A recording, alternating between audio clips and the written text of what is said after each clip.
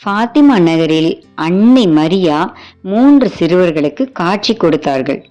Jesintha, Lucia, Francisco ஆகிய 3 சிறு பிள்ளைகளுக்கு அன்னை மரியாள் காட்சி கொடுத்தார்கள்.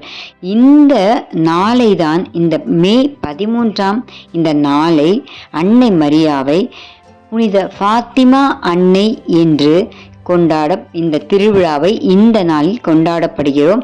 ஆகவேதான் பாத்திமாவில் காட்சி தந்த அந்த அன்னை மரியாவை புனித பாத்திமா அன்னை என்று அழைக்கின்றோம். ஆகவே அந்த அன்னையிடம் நாம் கேட்பதெல்லாம் நிச்சயமாக நாம் பெற்றுக்கொள்வோம். 3 அருள் நிறைந்த மரியே, அதை பக்தியோடும் விசுவாசத்தோடும் ஜெபிக்க என் அன்பு சகோதர சகோதரிகளாகிய உங்கள் அனைவரையும் அழைக்கின்றேன். நம்மளுடைய குடும்ப கஷ்டங்கள், துன்பங்கள், ஏக்கங்கள், கண்ணீர்கள் எல்லாவற்றிலிருந்தும் விடுதலை பெற ஜெபிப்போமா? அருள் நிறைந்த மரியே வாழ்க, ஆண்டவர் உம்முடனே, பெண்களுக்குள் ஆசிர்வதிக்கப்பட்டவள் நீரே, உம்முடைய திருவயிற்றின் கனியாகிய இயேசுவும் ஆசிர்வதிக்கப்பட்டவரே. புனித மரியே, இறைவனின் தாயே, பாவிகளாயிருக்கிற எங்களுக்காக இப்பொழுதும் எங்கள் இறப்பின் வேளையிலும் வேண்டிக் கொள்ளும். ஆமேன். அருள் நிறைந்த மரியே வாழ்க, ஆண்டவர் உம்முடனே, பெண்களுக்குள் ஆசிர்வதிக்கப்பட்டவள் நீரே, உம்முடைய திருவயிற்றின் கனியாகிய இயேசுவும் ஆசிர்வதிக்கப்பட்டவரே.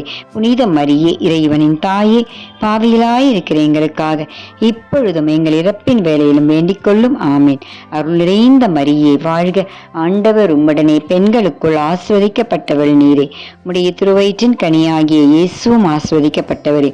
புனித மரியே, இறைவனின் தாயே, பாவிகளாயிருக்கிற எங்களுக்காக இப்பொழுதும் எங்கள் இறப்பின் வேளையிலும் வேண்டிக் கொள்ளும். ஆமேன்.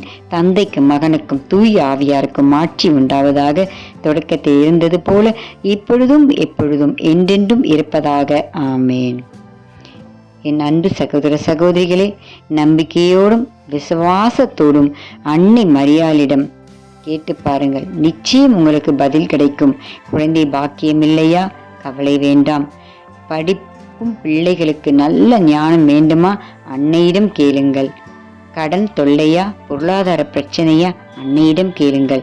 எல்லா துன்பங்களுக்காகவும் கஷ்டங்களுக்காகவும் நம் தாய் அன்னை மரியாள் நம் ஆண்டவராகிய இயேசு கிறிஸ்துவிடம் நமக்காக மன்றாடி ஜெபித்து நமக்கு அனைத்தையும் பெற்று தருவார்கள்.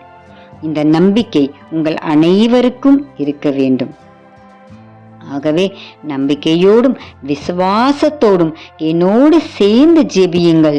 என்னை விட நீங்கள் விசுவாசமாய் ஜெபித்தால் நிச்சயம் உங்களுக்கு உள்ள எல்லா துன்பங்களிலிருந்தும் உங்களுக்கு விடுதலை கிடைக்கும்.